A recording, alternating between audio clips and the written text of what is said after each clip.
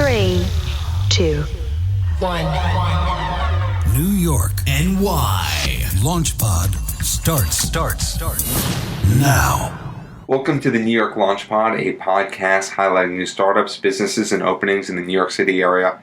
I'm Hal Coopersmith, and this is our 8th episode, and we are going to be delving into the world of finance, and particularly alternative finance. And I'm very excited to be joined with Angela Ceresnie and David Snitkof of Orchard Platform, an alternative finance platform, alternative finance company, platform. What are you guys? Platform, startup, company. Yeah, all the above.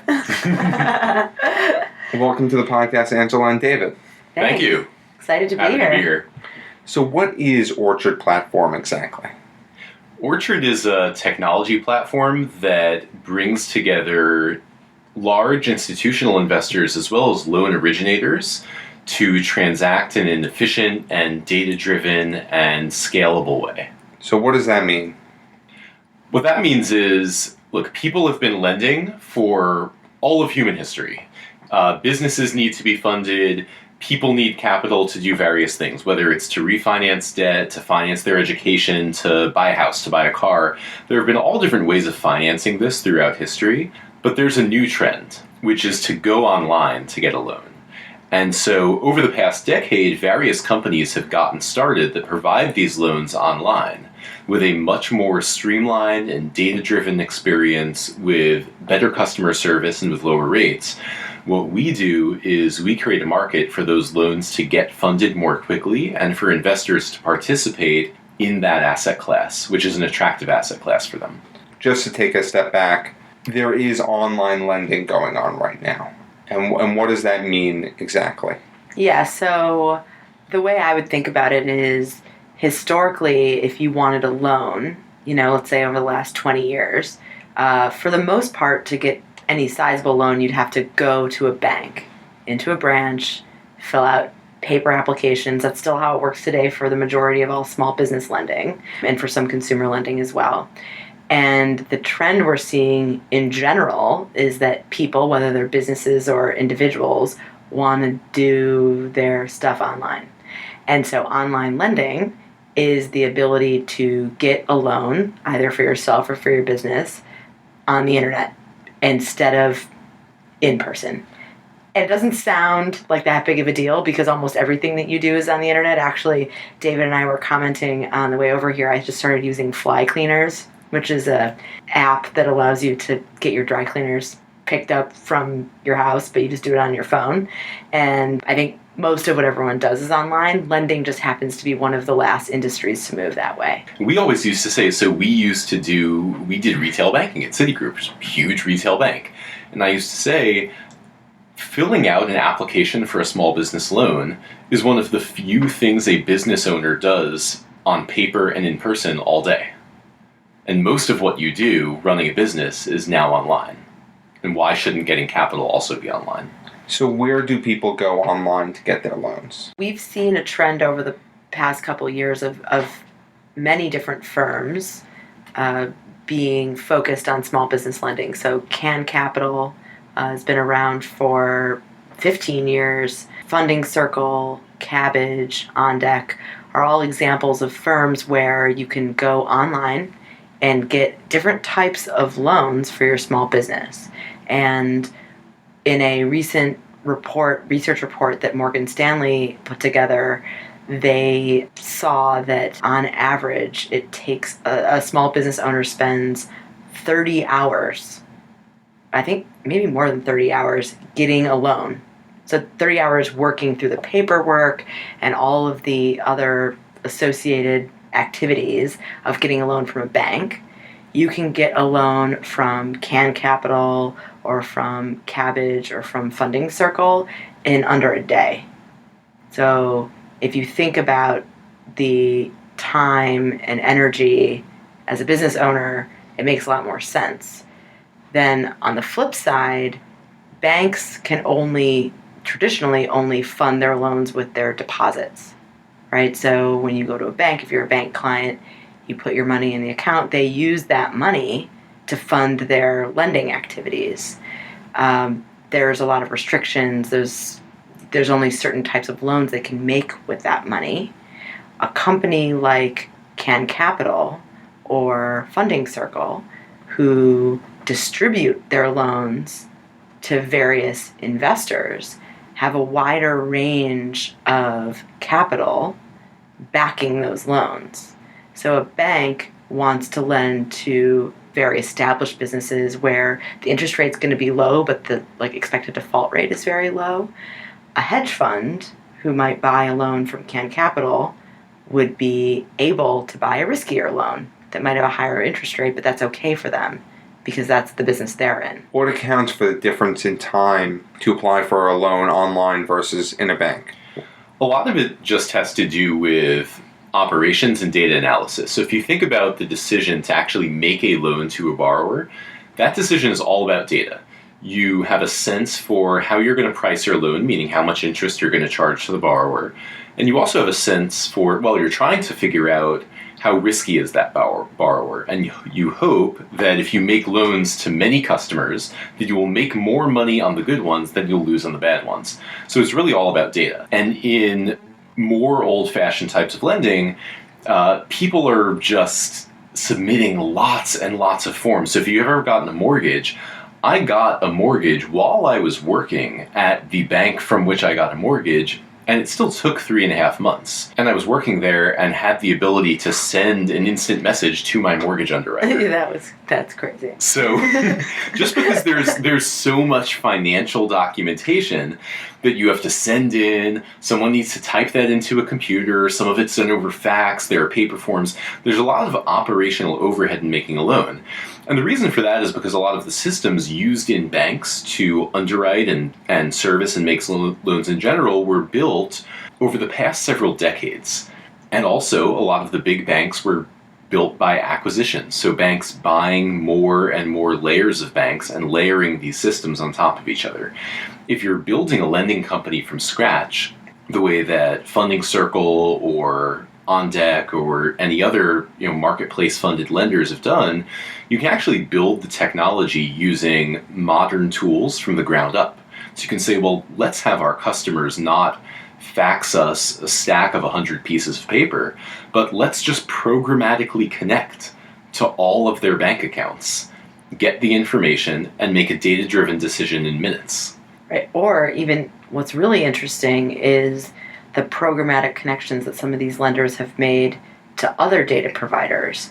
So as an example, if you apply for a loan from some of these online lenders, if you're a small business, they have a programmatic connection, let's say, to your Amazon marketplace. And so now they have, or to your QuickBooks even online. So now they have insight into very specific financial data about your revenue and business operations that would be much more difficult for a bank who has, legacy technology to have. And another interesting trend that we're seeing is that firms like Square, who's a payment processor, credit card processor, Amazon, Intuit, these companies that are traditionally payments or data companies are now lending. And they're lending not because they want to necessarily make money as a lender the way a bank would, but because they want to have sticky products.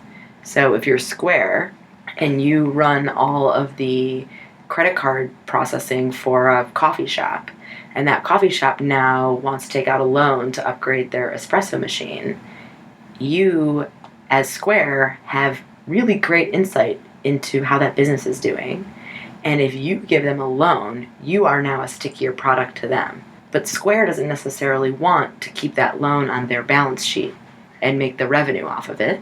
They'd prefer to sell that loan to an investor who does want to make interest revenue every month, get that cash back, and be able to make another loan to another client of theirs. So how big is this online lending marketplace right now? It depends on how you define online lending. So people call all kinds of things online lending, and if you think about it, it's a bit of an interesting definition because most of the time if you apply for a credit card with a big credit card issuer, that's online. So is that online lending? Maybe. But typically when people in this ecosystem think about online lending, what they're talking about is, this new wave of alternative lending startups. So whether you call it online lending or direct lending or peer-to-peer lending or I marketplace like calling lending. it non-bank lending. Yeah, even though banks are involved in it. But the banks aren't, that's true. But They're the involved banks as a service provider. They're not the lender. Yeah, of so record. if you think about it, it's who is the borrower interfacing with, right? So you might be a borrower, get a loan from wherever, Lending Club. Lending Club goes and sells that loan to a bank. Do you call that bank lending? Maybe, maybe not. I wouldn't. Right, because your customer experience is with Lending Club. And so the size of non-bank lending is enormous.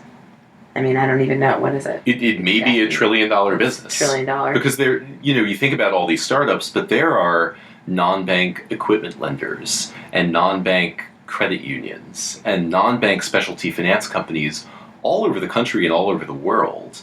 And that's actually where a huge amount of lending happens in our economy. And I've heard that called shadow banking, but you guys, I understand, do not like that term. We call it sunlight banking. Yeah, sunlight banking. Because it's in fact... That's what you should call it. Right. Hashtag sunlight banking. Put the hashtag in front. I don't call it anything at the Well, you moment, should, but I though. should call it sunlight banking. You And should why call is it that? Because another hallmark of what's happening in this ecosystem and what we've seen, and I think what has been really exciting for David and I and the rest of the Orchard, is the transparency that's involved in the distribution of these loans. So as we talked about earlier, part of this is the fact that loans are being made online. The other interesting phenomenon that's happening is that those loans are being distributed to various investors instead of just being made by a bank on their own balance sheet or being distributed to one specific investor. Marketplace lending, one of the big marks of that is that the loans are being distributed in a marketplace to a diverse set of investors. And those investors, for the first time in history, can see the individual loans that they're buying and all the data related to those. Historically, those same investors, if they wanted access, let's say, to consumer debt, they would buy a slice of a securitization, right? So they would buy a mortgage-backed security. Might be a word you're familiar with. I think a lot of people might be familiar with that term. Right? Yeah, and so what you did in that case was instead of buying a few mortgages, right, where you looked at the borrower and said, yeah, I want to own that loan, you bought a slice of a payment stream associated with a big book of mortgages. And the amount of information you had and understanding how that was structured was much more opaque. And so in this case, taking the mortgage example, if you're an investor that wants exposure to real estate debt, instead of buying that securitization, that slice of payments, you actually buy the loans you want. So we've talked a lot about this alternative finance world or this sunlight banking, but we haven't talked about exactly what you guys do and what is Orchard's role in all this environment. So we're a technology platform that actually brings all the participants in this ecosystem together. And what's been very, very interesting over the past several years is that an entire industry, an entire world has been created around marketplace lending. So there are the origination companies who actually interface with the borrowers and make loans. There are the investors who put capital into those loans. There are the service providers who help these investors value their portfolio, administer and make reports to the investors in the investors, give them leverage, do all kinds of different functions. We're a technology and analytics platform that actually ties all that together. So for the originators who are making the loans, we enable a marketplace where they can sell these loans in an efficient way to institutional investors, which, as Angela was talking about, allows them to get these loans off their balance sheet, get the capital back, and then make new loans to new customers. So it takes what was a very capital-intensive business and makes it a more capital-light business and helps origination companies actually be more profitable and more efficient. And then for the investor, we have a set of technologies that helps them buy loans in a data-driven and programmatic fashion and also provides them a really extensive suite of reporting and analytical capabilities so they can manage their portfolio as it grows and as it becomes more diverse. What information do you provide? Lots and lots of data. More specifically. Well, so one thing is data on the loans. So if you are an investor that is interested in buying loans from any of the different loan originators that we work with and support, we provide all of the data on the loans that they've made to date and the loans that they have available for sale. And then we also provide a lot of data and analytics around those loans. So there might be an investor who's interested in buying these loans, but they might not have a consumer underwriting team that understands how to take consumer data and quantify it, or a small business, analytics team that knows how to do that. We know how to do that.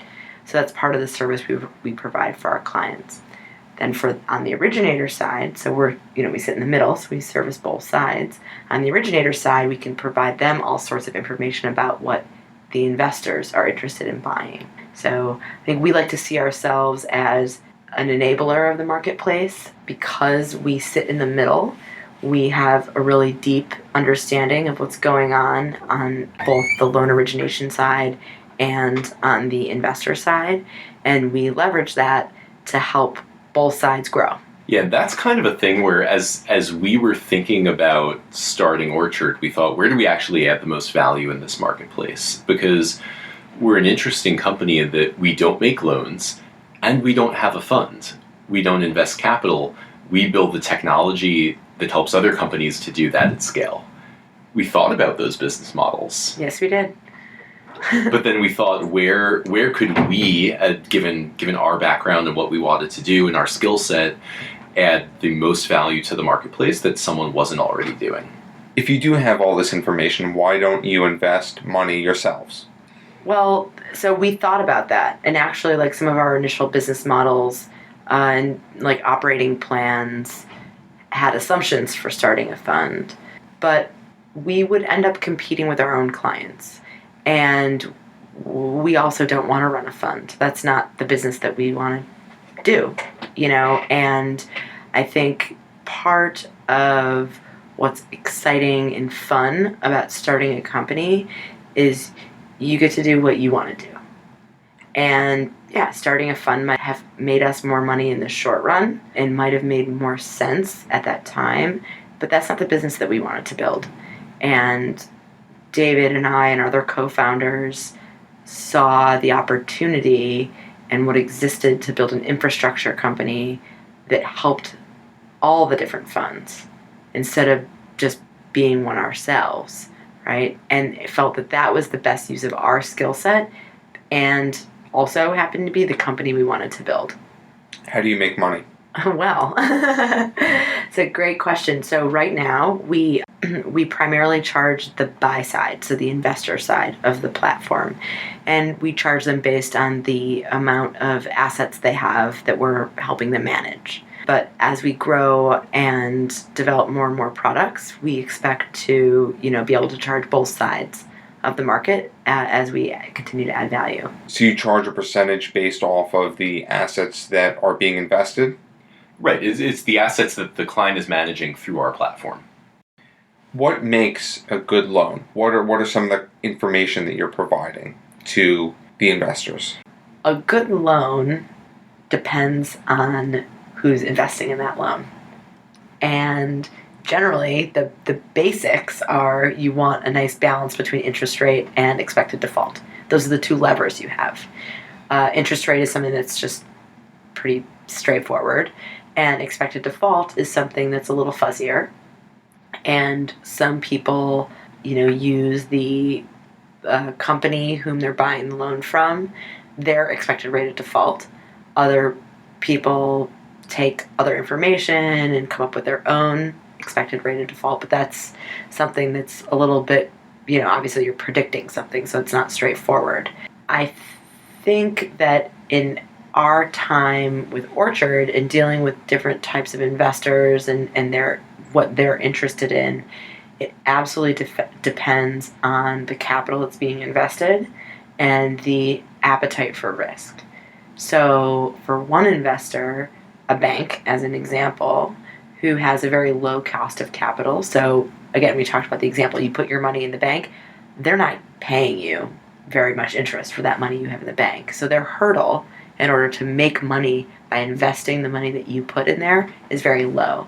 So they don't want to invest in a loan that has a 25% interest rate, because that 25% interest rate is likely associated with a higher default rate. They'd prefer to lend to a less risky borrower. But a hedge fund who wants to make a much higher return in order to compensate for the fees that they charge and their cost of capital would love a 25% interest rate loan. So it depends. Do you predict default rates? We help our clients predict default rates. So we have a flexible modeling platform where most of our clients have their own credit risk models and investment strategies that they load onto Orchard.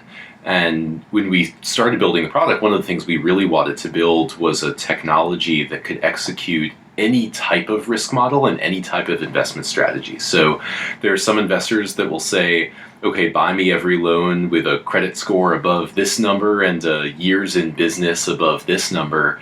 Other clients have a complicated statistical model or a machine learning algorithm or something much more complicated. Our system can do all of that. So it really depends, one, how much risk tolerance a client wants to take on, and also the ability they have to model risk and how detailed they want to get in their analysis. One thing that I would say, kind of on that same topic of a flexible system that we've built, is that I think part of the reason that Orchard has been successful and we've been able to have a large number of clients with a diverse set of investing strategies is because we built our technology in a really intelligent way. So David and I's background is in credit modeling. So that's what we did for a long time, was build credit risk models, understand data, understand how a modeling platform can be built in a smart way and in a not so smart way.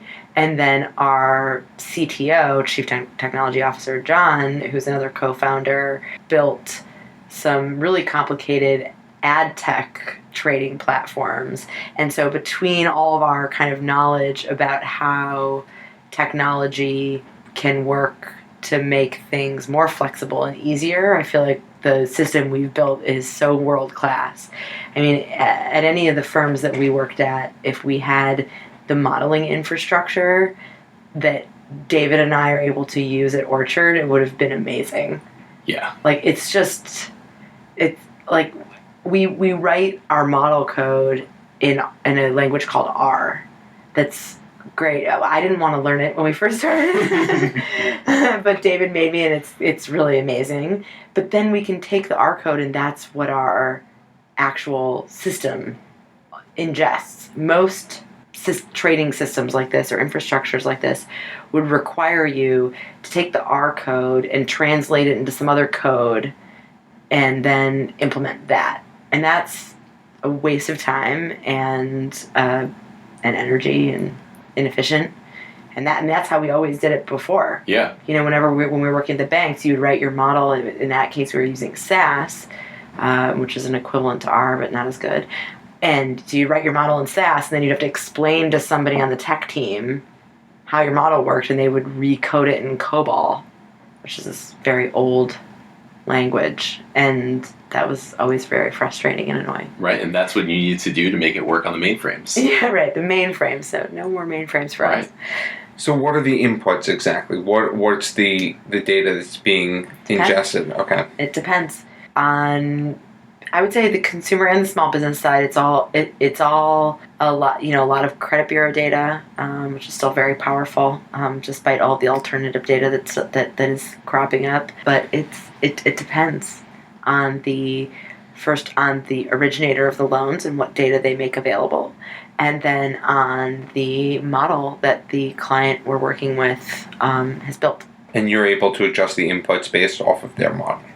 As long as the inputs are available from the originator of the loan, yeah, we can use them. What are each of your backgrounds?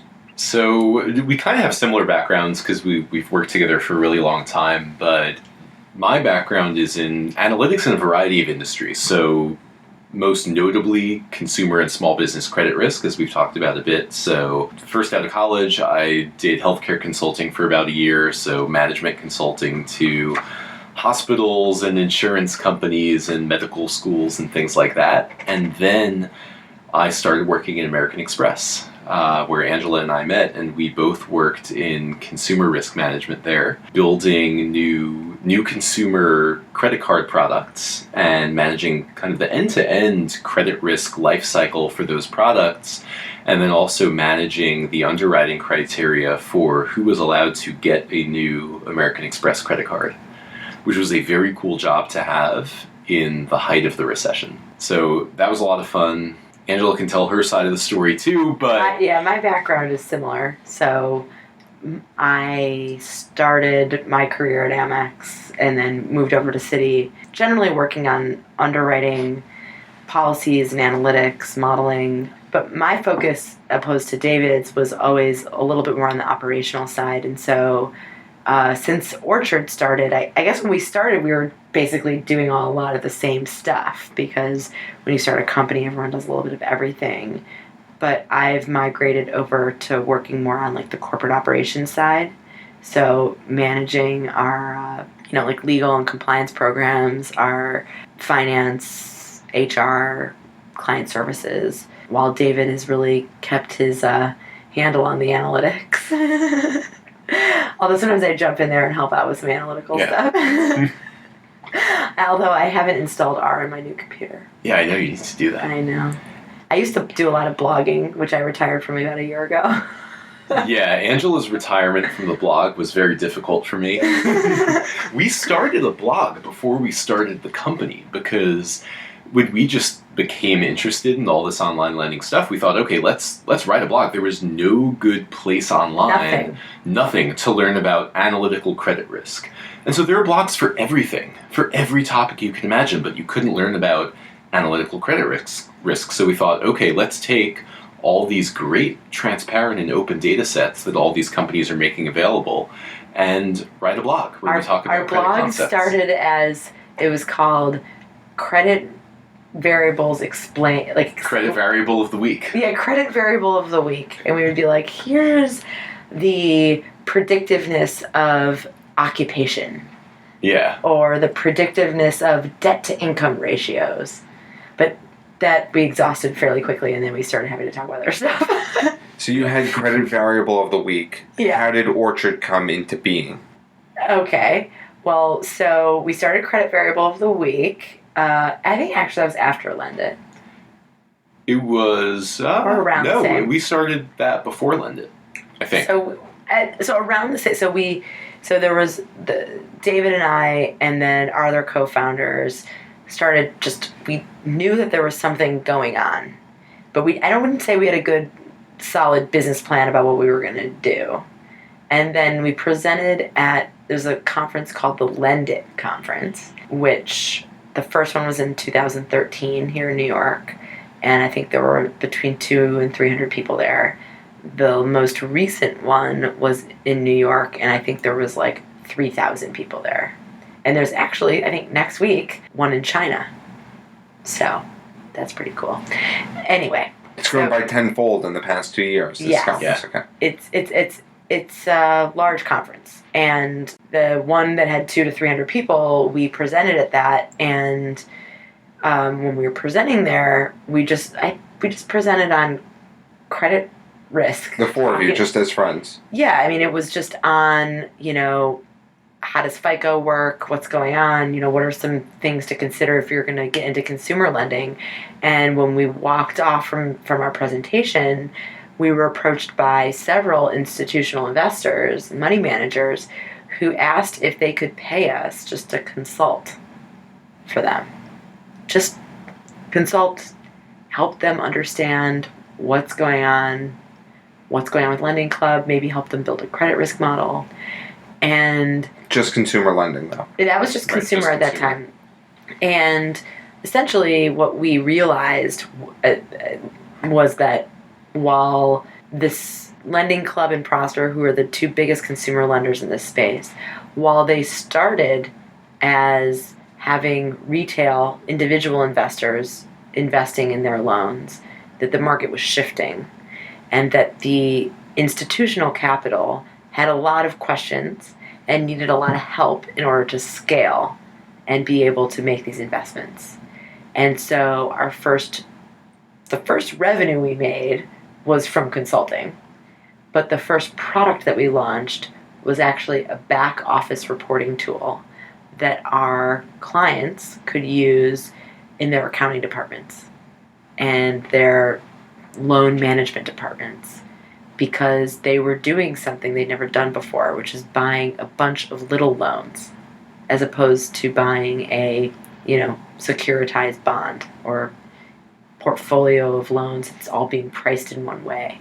So you launched this first product, and then what? Then we started building more. So the great thing about having a few clients to start is you can learn a lot from them.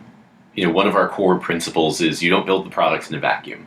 So we talk to clients constantly and get their feedback, and that's also a really cool thing about being a B2B focused company, where we have a smaller number of very large clients than, let's say, a consumer web app would have, where you have millions and millions of clients, but each one represents a smaller part of your business. So I can't use Orchard as an individual? You cannot. Why? We are institutionally focused. I mean, that the set of technologies that we've built are targeted towards a large institutional investor who's deploying many millions of dollars or more in a variety of assets. So the types of things are things that an individual investor wouldn't necessarily need. So you don't need super extensive reporting in your portfolio. You don't need fair market valuation. You don't need leverage. Also, the trend with the online originators who want to distribute their loans is that they want to distribute them to institutions. And the reason for that is there's a couple of reasons. One is, from a regulatory perspective, it's much easier. If you're distributing your loans to retail investors, they probably don't want to buy the whole loan. So Lending Club, for instance, makes a $10,000 loan to a borrower. You, as a retail investor, an individual, you don't want to buy all $10,000. You want to buy a fraction. And that is a security, which needs to be registered with the SEC, and that's complicated. So a lot of the originators who want to distribute don't want to do that. The other thing is that if they work with the institutions, they can have a lot more capital with fewer clients, right? If you think about it that way, right? So you could have... Fish where the fish are. Exactly. But I would just echo what David said. So there's a lot of really fun and exciting things about running a business, especially a startup business where it's growing and everything changes, and like every week there's new things and new challenges. But working with our clients is the best part of running a business, because you just see where you're adding value, and you it's like real world, right? So you're talking to these people who are relying on you for your services in order to run their business, and who are paying you money to do it, right? And that's just so fun, So I would say between that and then just being able to walk into the office every day and see all these people who are just so laser focused on how do we grow our business in the right way, make sure that we continue to add value for our clients and create the products that our future clients would want. And at the end of the tunnel is disrupt the way that lending is done today. Everyone kind of sees that out there, that we have the ability to build the right tech and work with the right partners. And if we do things the right way, we can really change the way that credit is distributed. Perhaps globally, we mentioned China. So there's one loan originator that we work with. They're in China, so we work with them, but not as much as we work with the lenders in the US, but they've done like $15 billion worth of loans this year. How should credit be distributed? Credit should be distributed with technology, transparency, and trust. So, look, credit is the lifeblood of the global economy. At some point in your life as a consumer, you need to borrow money. In some point in the life of, in every business needs capital in some way, every single one, right? So if credit can be distributed really efficiently, the economy can grow faster, businesses can get the capital they need, people can have higher levels of employment. And so what are the things that get in the way of that? A long application process, higher than necessary pricing on loans, all kinds of operational difficulty in actually making loans. So, what's our really, really long-term goal? To make the entire process of distributing credit throughout the world just more efficient, more data-driven, more fair, more transparent. It's also about power distribution. So we've been, like, David and I will be in meetings with large banks who make lots of loans. And part of their capital structure is that they distribute some of those loans to buyers. And because there's no technology enabling it, they work with one or two buyers. And if one of those buyers decides, today I want to pay a lower price, or today I don't want to buy any of these loans, they're totally screwed, right? Big companies get screwed because their capital base that's buying their inventory is so narrow that all of the power lies with those buyers. But if we were to make the entire thing enabled by technology, where there could be thousands of buyers and thousands of sellers on either side, then what happens is you distribute the power. And so one buyer can't dictate the terms to the seller, and one seller can't dictate the terms to the buyer. And that benefits the borrower. So how are you getting in front of the right people? It's becoming increasingly easier. Yeah, the funny thing is, I mean, when you start a business, you have nothing, right? Well, you started with your few institutional investors that you were consulting with, and then what happened? We literally started with nothing. Right. But You we got start that. any business, you start with nothing. Then hopefully We start with a Chinese fortunate. restaurant and a MiFi. Yeah, for a long time, for months, we were just meeting in the Chinese restaurant or a Conky coffee Village shop. on Allen and Delancey. Or With the Yeah. variable of the week. I don't even know if we talked about that there. I don't know. That was the place where we could get a vat of hot and sour soup and a MiFi, and they wouldn't say anything for Right, 8 hours. They let us stay for a really long time, and we would plan our business. But what I would say is that in general, the idea of marketplace lending and of having companies whose focus is making loans and then distributing those loans, that idea has absolutely taken off in the mainstream. So 2 years ago, if you went to like a traditional finance conference, which we go to all the time, and they're loads of fun, probably not as fun as your podcast conference. No, but we go to those and like people would laugh at us. They'd be like, "Who are you? Why are you here?" Now we're on like panels at those, and people And the best attended panels. Yeah, and we like get meetings with names that you know, and it's because either people want to work with us, they want to learn from us, they're interested, but people see it in the establishment. So that's how we get meetings. Yeah, But how did you start? I mean, you Well, were in the back of the room. Part of it is also just like thought leadership. So when you don't have The blog helped a lot. Right. And so that's what we were saying, before we even really started a business, we started to write the blog because, look, in the age that we're in now, anyone can get in front of an unlimited number of people if you have really compelling content and something valuable to say. So we started using what we knew how to do, which was to do really and the deep meetup. technical analysis. Oh, the meetup too.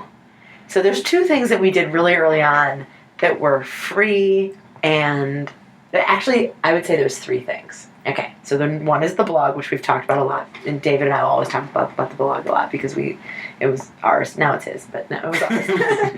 Second is we have a meetup. So it's the Marketplace Lending Meetup. We started it a few years ago because we literally looked on meetup.com and said, oh, there's no peer-to-peer lending, marketplace lending. Someone has to do this. So we did it. The first one was at Spitzer's on the Lower East Side. Great bar. 6 people there.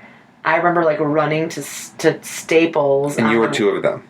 Yeah. You were 2 of the 6? We were like... I think there were 6 additional people. We might have been like 2 of the 12. I think it was 12 something people, like whatever. that. It was like Yeah. barely anyone. All I remember is they turned the music up and we're like, can we turn the music down? And they were like, no. So that was the But you meetup. have to start somewhere. Right now there's like close to 2,000 members of the meetup. And we had one last week that had, I think there might have been 200 or 300 people there. It was enormous. And it was people from banks, from law firms, from accounting firms. I mean, it was huge. So, and we controlled the volume of the music, so that was cool. But then the third thing is the landscape. Yes. So we created a visual diagram of the marketplace lending ecosystem, and we published it a couple of years ago, and it's evolved over time, but it's a really useful tool that in general people like reference all the time. I've been in meetings. I remember I went to a meeting with a bank in San Francisco, and they were really skeptical, and we were having this kind of difficult meeting, and at one point they said, well, I saw this really great diagram. This was a couple years ago. I saw this really great diagram of the marketplace lending ecosystem, and it had all the logos, and it was really good. And I said, oh, well, that's ours. And then, the meeting got a lot better. Now I hear from all people who work at all different companies, like people who work at big banks, and they use the landscape, which is this diagram, in their presentations all the time. All the time. We see it everywhere. It's everywhere. It's definitely the most... How'd you come up with it? There are two interesting stories around this. So half of our team comes from the advertising technology world, which kind of over the past 15 years just grew into a really big ecosystem itself. And so in ad tech, there was this thing called the Lumascape, which was a graphical representation of the entire ad tech ecosystem, the publishers, the advertisers, the data providers, the tech companies, all those things. So we thought, okay, this is almost an analogous ecosystem. So Matt, who's our co-founder and CEO, thought, let's make the same exact thing for marketplace lending. And we kind of had the idea and started putting this together. But then there was a guy who just kept coming to our meetups, this guy named Vince. And one day he showed up to one of our meetups and he said, I made this thing for you. I think it would be useful for you to use in meetings. And we looked at it and we said, oh, this is the landscape. And it was 100 logos perfectly arranged with what everyone does in the ecosystem. PowerPoint. In PowerPoint. We ended up hiring Vince, and he worked in multiple roles at Orchard. And so, it's also another cool thing about the startup ecosystem, which is someone with a lot of personal drive and motivation and interest in a subject can go and demonstrate his value to an interesting company and get a job. And that landscape is amazing. Yeah. It's the most downloaded and accessed thing on our website. How big is your company now? 43 employees. How did you get to that point? Hiring lots of people. Yes. So we started with, the founders, and at the beginning we were really slow to hiring because we didn't have a lot of money. And so we were, 6, 9, 10, and one thing that I think... And you were growing organically. Yeah, we grow organically. A lot of the people that work at Orchard are people that we know, or people that went through a very rigorous interview process. Or Vince.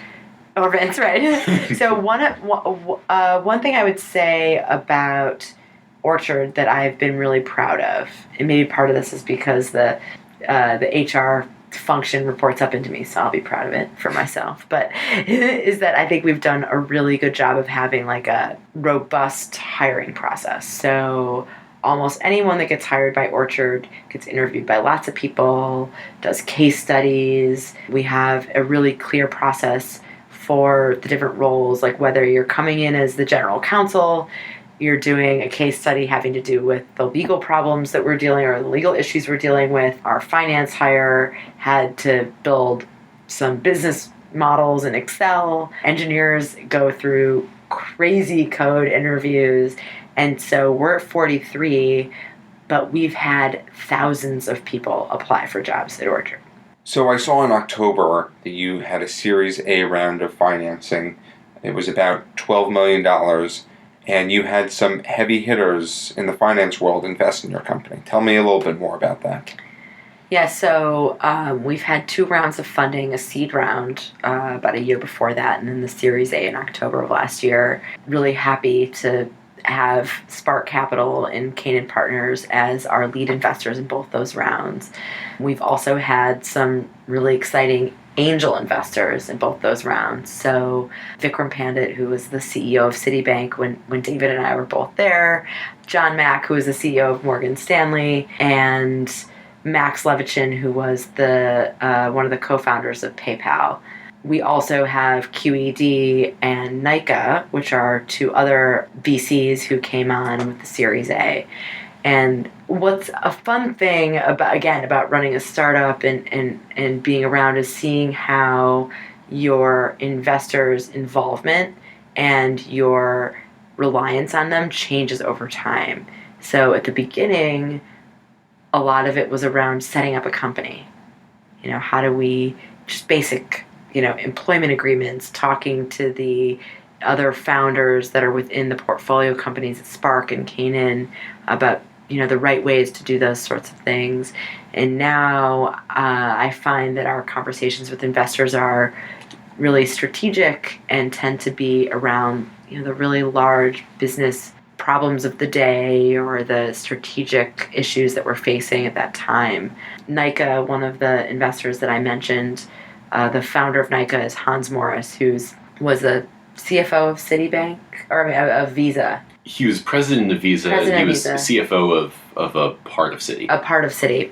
So this is his VC, and I was on the phone with them yesterday for about an hour talking about, I don't even want to say this, but SOC 1 compliance, which is this thing that we have to do in order to make sure that our business processes and systems are compliant to the level that our investors, clients, and originator clients would be comfortable.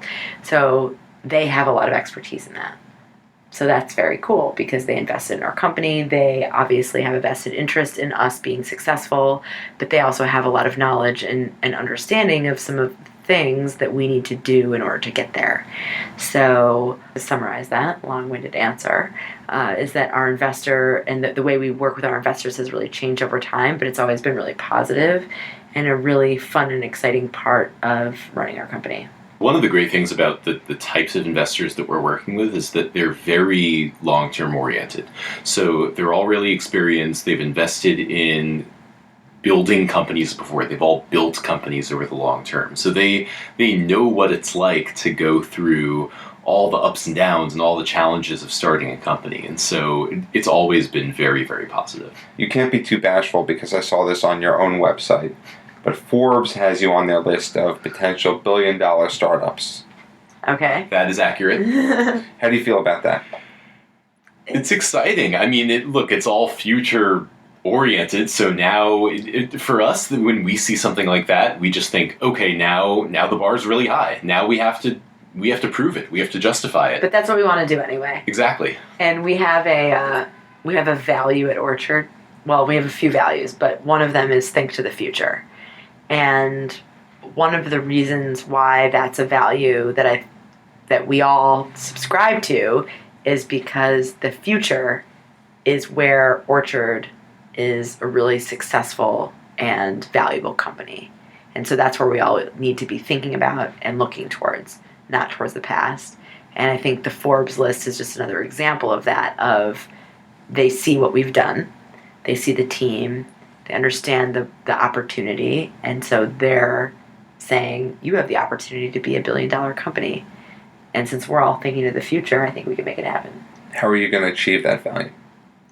By providing the technology, the data, the analytics, and the infrastructure to grow both sides of this marketplace. So to enable more originators to be able to distribute their loans to a diverse set of investors and distribute that power and be able to change the way that credit is distributed. What's your competition? I think our competition is not any given company so much as a concept, right? We talked about values a little bit, but the idea of transparency. So sounds great on the radio or on a podcast, but transparency is actually a very radical idea in finance. The idea that investors should understand every detail of what they're investing in, that borrowers should understand the process by which they're getting a loan. The competition is the idea that shouldn't be the case. The competition is the idea that power has to be concentrated in a very small set of firms and not distributed in a marketplace. There's no company that is directly competing with us necessarily. It's just more of it's a concept and a mindset of how funding has been traditionally distributed throughout the world and the way we see that happening in the future. So banks have tons of resources. What's to stop a bank or anyone else from just saying, you know what, this is an environment that we want to jump into. We have the resources to do that. Let's do this. So they are, but they're doing it in a way that's not competitive with us. It's actually, I think, complementary. Yeah. So banks are providing leverage to our clients so that they can buy more loans through our platform. They are, in some cases, buying the loans themselves. So they're lending money to buy loans? But yeah, so they do that. So leverage would be that they would give a line of credit to a hedge fund or other kind of asset manager, and then that asset manager would be able to use that line of credit to buy loans. So that's one example. Some banks that don't have a consumer lending or small business lending platform or website or branch network will buy the loans directly. Should banks be lending money? Well, banks are lending money, and lending money, providing capital more generally, is a very core part of a bank's function in society. But what's interesting is that banks are good at a lot of things. Banks are good at raising a lot of low-cost capital in the capital markets and in mass distribution. What large banks, at least, are not that great at. Because of their legacy. Well, but because of their place in the capital markets, that's what a bank is really good at. Treasury management, capital markets, distribution, that is the core function of a bank. But then banks are also not great at certain things, especially really big banks. So being super nimble with modern technology, providing a really great customer experience and customer-facing tools. But what's great about this new ecosystem is you can actually divide those responsibilities. So companies like Lending Club, who've created a great borrower experience and have modern technology all developed in the past several years, can own that relationship with the borrower and provide a great experience there. And then banks on the back end can still provide the capital to finance these loans. And in fact, the entire history of economics is a specialization of roles in the economy, and this is just another step in that evolution. No one likes their bank. I don't know if that's true. Yeah, I mean, but I think people just, they don't care where they get their loan from, right? So if you're a borrower or prospective borrower and your money is, your operating accounts in your small business, your operating account is with Citibank or Bank of America, and getting a loan from them means you have to go to the branch and fill out paperwork that's going to take a little while, or you could go online and get a loan from Can Capital or Funding Circle. That's what you're going to do. Right. It's really more about the notion of customer loyalty and what it means in the age of apps and the internet where switching costs are nothing. So you're not going to have customer loyalty to a bank in the sense that, oh, I have my checking account with this bank, so I'll also go there for my auto loan and my mortgage, because the switching cost is nothing. And you will go to wherever you get the best rate and the best customer service. And if that's an online lender, all the more likely. How do people find out more about Orchard or learn more about this space? Blog. You can go to orchardplatform.com, read our blog, download the landscape, and we'd love to have any of your listeners at one of our upcoming meetups. If you made it this far, you have a definitive interest in alternative finance and Orchard and the future of lending, so I congratulate you. Angela Ceresnie, David Snitkof, thanks for stepping onto the New York Launchpad and sharing your time with us. Thanks for having us, Hal. This was great. Yeah, this is a lot of fun. Thanks for having us. And if you want to learn more about the New York Launchpad, you can visit nylaunchpad.com or follow us on social media at nylaunchpad. Thank you for listening to this episode of the New York Launchpad. For more information, please visit nylaunchpad.com.